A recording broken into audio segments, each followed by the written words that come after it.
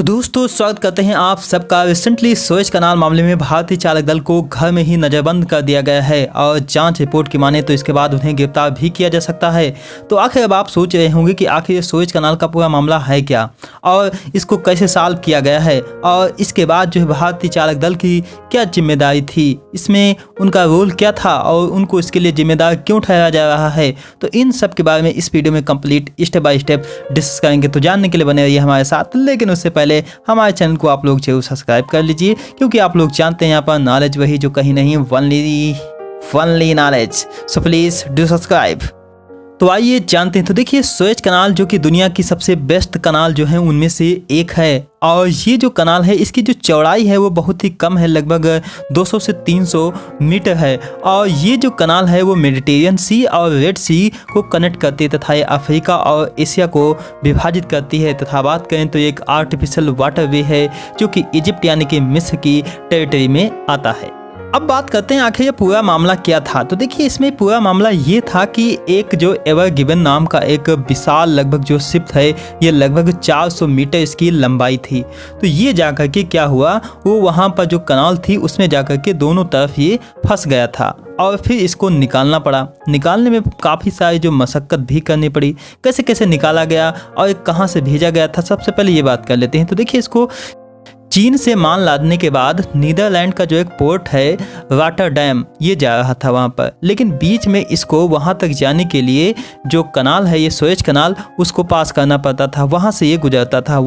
तथा इससे फ़ायदा क्या होता है, इससे फ़ायदा ये रहता है कि जो 7000 किलोमीटर की जो डिस्टेंस है वो सिर्फ और सिर्फ 300 किलोमीटर में बदल जाती है और इससे जो है टाइम और पैसे दोनों की बचत होती है। तथा बात करें तो इससे ये जो जहाज़ है लगभग यहाँ पर 7 दिन तक लगभग फंसा रहा।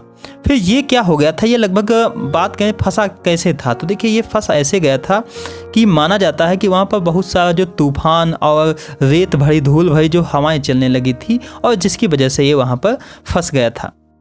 और इस जहाज़ के फंसने से बहुत सारा नुकसान भी हो रहा था। अगर हम बात करें तो लगभग इससे जो है डेली जो है 50 जहाज़ जो है गुजरते हैं इस नहर से और लगभग जो है 70,000 करोड़ रुपए का जो है माल यहाँ से पास होता है तथा डेली जो है 3000 करोड़ का नुकसान हो रहा था।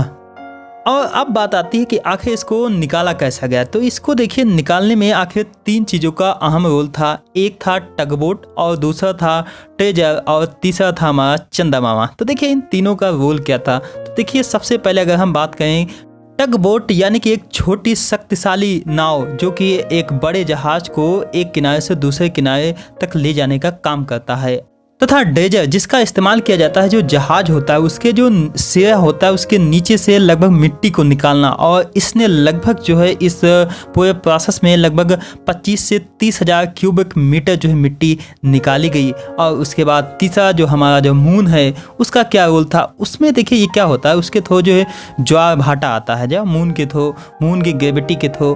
और फिर उसके बाद अगर हम बात करें तो उससे क्या होता है, ऊंची ऊंची लहरें उठती हैं और उन लहरों की मदद से ही इस शिप को निकाला गया। तो इन 3 चीजों की मदद से इस शिप को निकाला गया।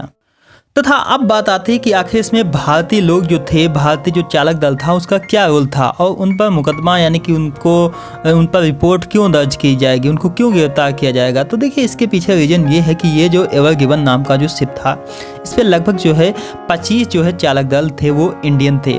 तो माना जाता है, लोगों का कहना है कि ये जो एवर गिवन नाम का जो शिप है वो जो फंस गया था, इसमें जो मेन रोल था वो जो भारतीय चालक दल थे वो उन्हीं का था। तो देखिए लेकिन ये कहना गलत होगा।